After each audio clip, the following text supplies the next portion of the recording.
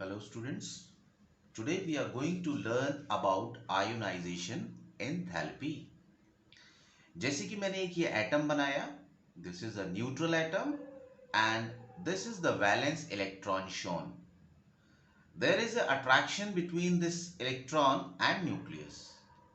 अगर हम क्या करें, एनर्जी सप्लाई करें और ये इलेक्ट्रॉन बाहर निकल जाए, इस तरीके से this resulting neutral atom will be the cation. है ना। एटम में से अगर एक इलेक्ट्रॉन निकल जाता है तो उसमें पॉजिटिव चार्ज आ जाएगा and the remaining atom will be the positive ion. So if we take this isolated gaseous atom but the electron should be in the ground state. Ground state means अपनी lower most energy state में होना चाहिए. तो जो भी इस neutral isolated gaseous atom के valence electron को निकालने के लिए जितनी भी एनर्जी हमें मिनिमम सप्लाई करनी पड़ेगी, that is called as ionisation enthalpy. Now first note down the definition. So it is the minimum amount of energy required to eject the electron from a neutral isolated gaseous atom from its ground state configuration. यहां पर बच्चों हमने word use किया है neutral और दूसरा हमने इस्तेमाल किया है बच्चों एक word isolated and third one is ground state. सबसे पहले बच्चों अगर एटम के पास कोई चार्ज होगा तो उसमें से इलेक्ट्रॉन निकालने के लिए some other amount of energy चाहिए.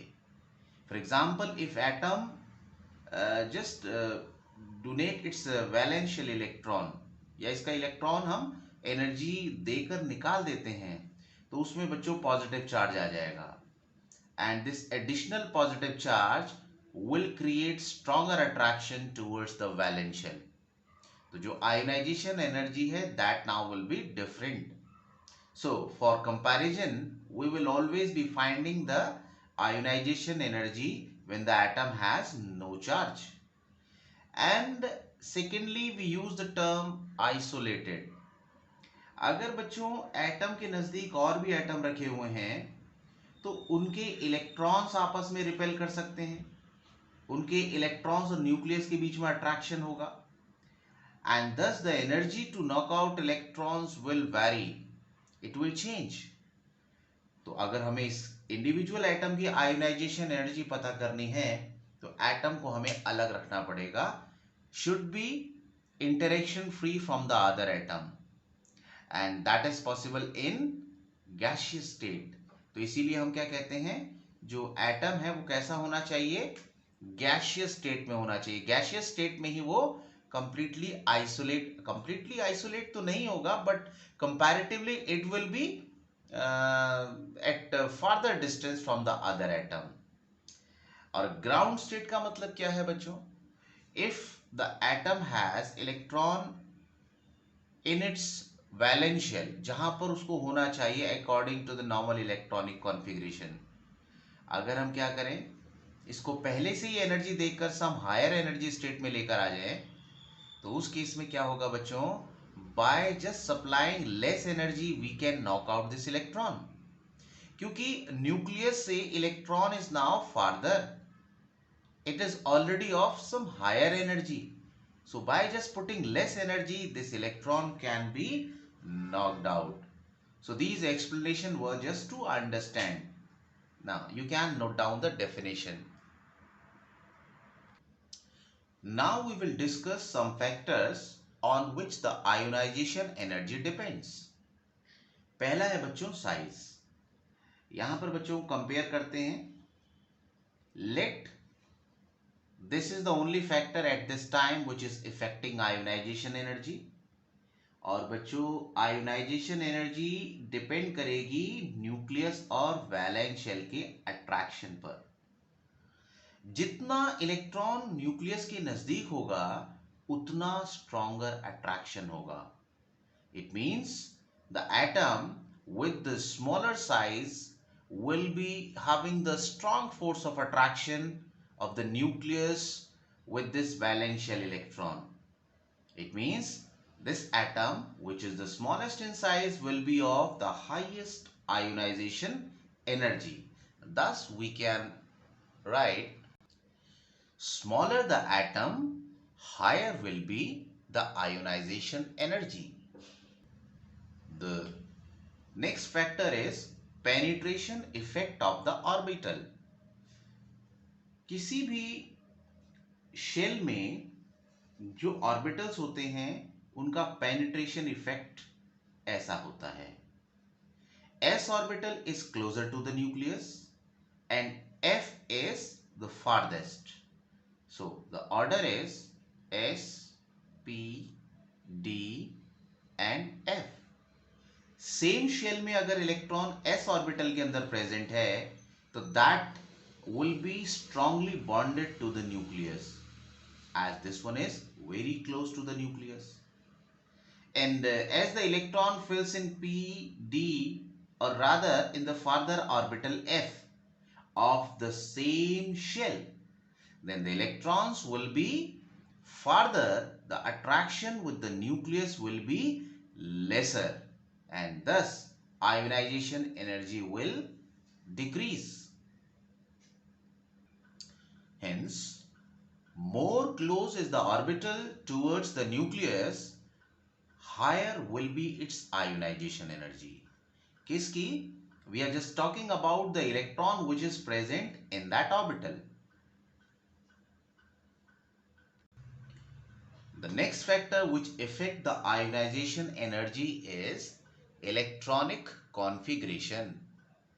जैसे कि बच्चों हमने स्टडी किया है हाफ फिल्ड और फुली फिल्ड ऑर्बिटल्स में स्टेबिलिटी ज्यादा होती है because they are of lower energy.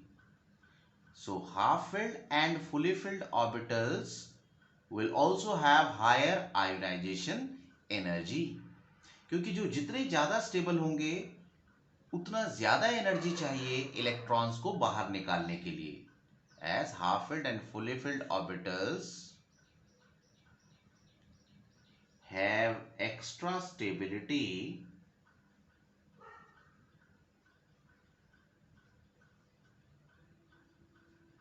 therefore they will lead to high ionization energy. जैसे फॉर एग्जाम्पल बच्चों p ऑर्बिटल में p3 हाफ फिल्ड है और p6 फुली फिल्ड है, इनकी आयोनाइजेशन एनर्जी ज्यादा होगी. d में d5 and d10, similarly f7 and f14. If we have this configuration and we have to knock out the electron from these stable configuration, so it need some higher energy. Next is shielding और screening effect.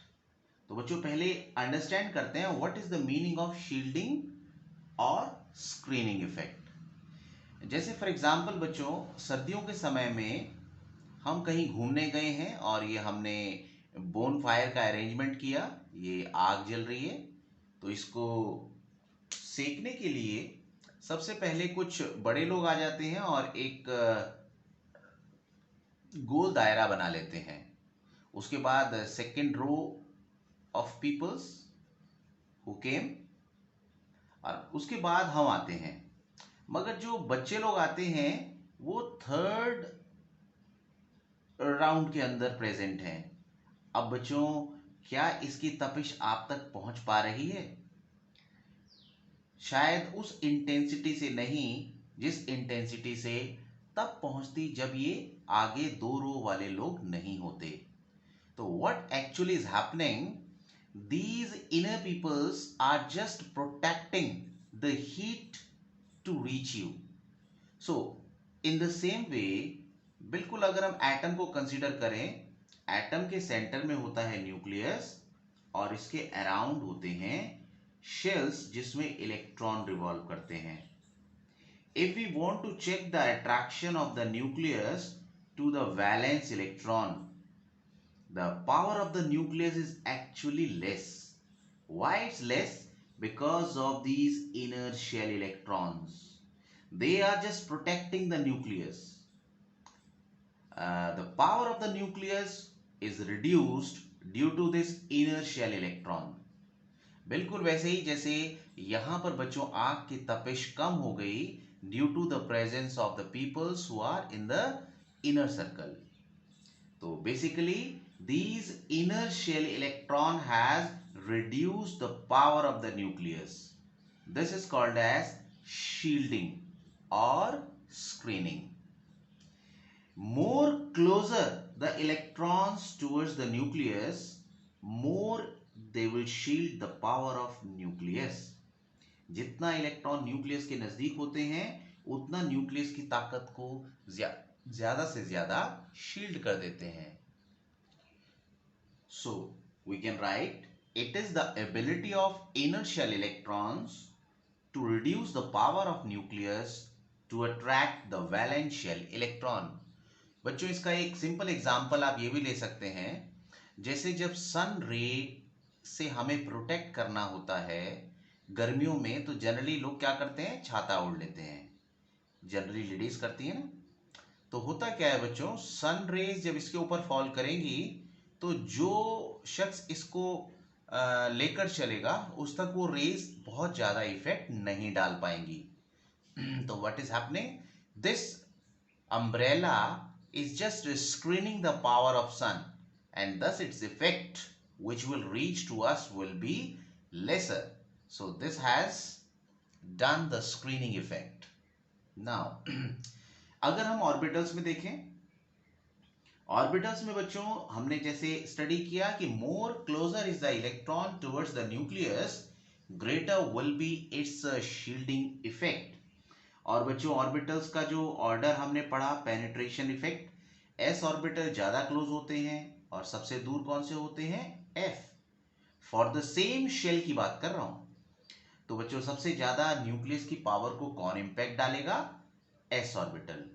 So the power of shielding will be again follow the same trend. S orbital electrons will be shielding the nucleus to the greatest extent, and then P, D and at last F. इसका मतलब हुआ कि electron जब F orbital में भरे जाएंगे तो nucleus की जो ताकत है वो कम शील्ड होगी, यानी न्यूक्लियस का अट्रैक्शन वैलेंस शेल के लिए ज्यादा होगा. जबकि जब इलेक्ट्रॉन s में भरे जाते हैं तो न्यूक्लियस की जो ताकत है that will be shielded more, screened more, and thus the remaining power will be lesser to attract the valence shell electron. Now we are going to study the variation of ionization energy along the period. बच्चों जब हम period में move करते हैं तो size atom का decrease होता है. As the electrons are being added in the same shell, but the effective nuclear charge is increasing, which shrinks the shell. So what will happen, in which case there will be more attraction? When the atom is small. So this way, as the atomic number is increasing, ionization energy is increasing this way. But in this case, we are getting some anomalies. The first one is beryllium has higher ionization energy than boron. Secondly, nitrogen again is showing higher energy than oxygen. And then after fluorine, we see the neon has the highest ionization energy. This gap is more. Now why is it so? The reason for why beryllium has higher ionization energy than boron is in their configuration. Beryllium का configuration है बच्चों 1s2 2s2, boron का है 1s2 2s2 and 2p1. Beryllium में जो electrons को knockout करना है वो s ऑर्बिटल से करना है, which is more penetrated in the nucleus, जबकि p ऑर्बिटल कंपैरेटिवली फार्दर होता है. And moreover, s orbital में दो इलेक्ट्रॉन है, this one is fully filled. So in overall, ionization energy of beryllium becomes higher than boron. So the reason we can write beryllium has more penetrated s orbital from where the electron has to knock out, जबकि boron में P से निकालना है, it is farther. And the second one is, it is fully filled. Now, nitrogen has greater ionization energy than oxygen. Nitrogen का configuration 1s2, 2s2, 2p3 है.